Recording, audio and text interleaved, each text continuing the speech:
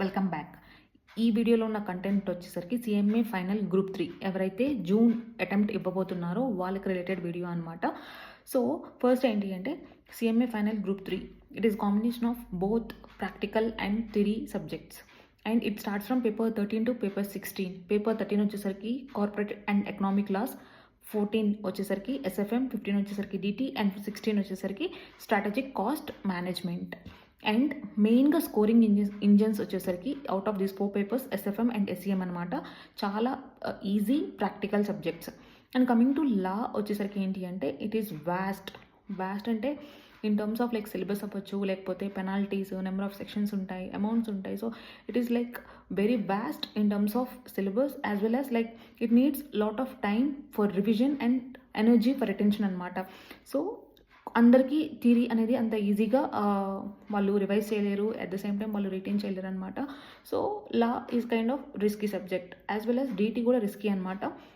ఎందుకంటే డిటీలో ఏదో ఒక సెక్షన్, ఏదో ఒక సమ్లో ఫర్ సపోజ్ మనము యాడ్ కానీ లెస్ కానీ లేదా ఏదో ఒక ప్రొవిజన్ ప్రాపర్గా అడ్జస్ట్మెంట్ చేయకపోతే కనుక లైక్ మనం ఫైనల్గా క్యాలిక్యులేట్ చేసే ట్యాక్స్ లైబిలిటీ అనేది రాంగ్ వస్తుంది, అల్టిమేట్ ఆన్సర్ అనేది రాంగ్ వస్తుంది అనమాట.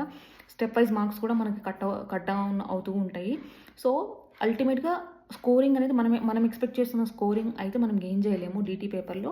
So these 2 papers are like risky papers and first 2 papers వచ్చేసరికి స్కోరింగ్ ఇంజిన్స్ అనమాట. సో ఈ 2 పేపర్స్ రిస్కీ కాబట్టి unit to prepare smartly and consistently. Daily మీ రివిజన్లో డెఫినెట్గా ఈ 2 పేపర్స్ని ఇంక్లూడ్ చేసుకోవాలి.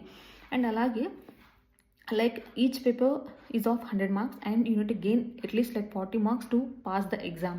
And each paper has some portion of MCQs and some portion of practical or theory questions, depends upon the subject nature ని base చేసుకొని ఉంటుంది. అండ్ మీరు వన్స్ ఏదైనా ఒక టాపిక్ చదివిన వెంటనే ఎంసీక్యూస్ని కూడా అంతే ఇంపార్టెన్స్ ఇచ్చి మీరు కవర్ చేసుకోవాలి. Because MCQs are scoring and easy as compare to the CA exams. So ఎంసీక్యూస్ని నెగ్లెక్ట్ చేయొద్దు. అండ్ అలాగే మీకు ఏదైనా పేపర్లో ఎగ్జామినేషన్ వచ్చింది అండ్ ఫర్ సపోజ్ ఏదైనా అగ్రిగేట్ ఇష్యూ వల్ల గ్రూప్ కనుక క్లియర్ అవ్వకపోతే కనుక in the next attempt you're going to carry forward only 50 marks. Actual marks అయితే క్యారీ ఫార్వర్డ్ అవ్వవు, ఓన్లీ 50 మార్క్స్ క్యారీ ఫార్వర్డ్ అవుతాయి అనమాట. ఇది కూడా మీరు గుర్తుపెట్టుకోవాల్సిన విషయము.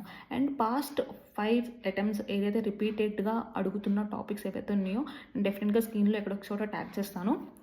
గ్రూప్ 3కి సంబంధించింది ఒకసారి నోటీస్ చేయండి. అండ్ మీరు ప్రిపరేషన్ స్టార్ట్ చేసే ముందులో డెఫినెట్గా ఈ ఏరియాస్ కవర్ చేస్తున్నారో లేదో చెక్ చేసుకోండి. సో దట్ మీ కాన్ఫిడెన్స్ అనేది బూస్ట్ అవుతుంది. అండ్ లేటర్ ఆన్ నేను ఇంకో విషయం చెప్పాలి అనుకుంది ఏంటి అంటే లైక్ మీరు ఏదన్నా రివిజన్ చేసి స్ట్రాటజీ వేసి స్టార్ట్ చేస్తున్నారంటే like in day routine you need to include both theory and practical papers అనమాట. It should be combinations of both. అప్పుడు మాత్రమే డే అనేది ప్రొడక్ట్గా ఉంటుంది అండ్ ఈజీ. లైక్ లాస్ట్లోనే మీరు కూర్చొని థియరీ చదవాలి అంటే like it is not easy to cover the theory at the end. మీరు రిటైన్ కూడా చేయలేరు, అది రిస్క్ అవుతుంది కాబట్టి. So include both. అదనమాట నేను చెప్పాలనుకున్న విషయం. ఐ హోప్ ఈ వీడియోలో చెప్పిన ఈ విషయం మీకు ఎంతో కొంత హెల్ప్ అవుతుంది అనుకున్నాను. Don't forget to like, share and subscribe to my YouTube channel. Thank you all.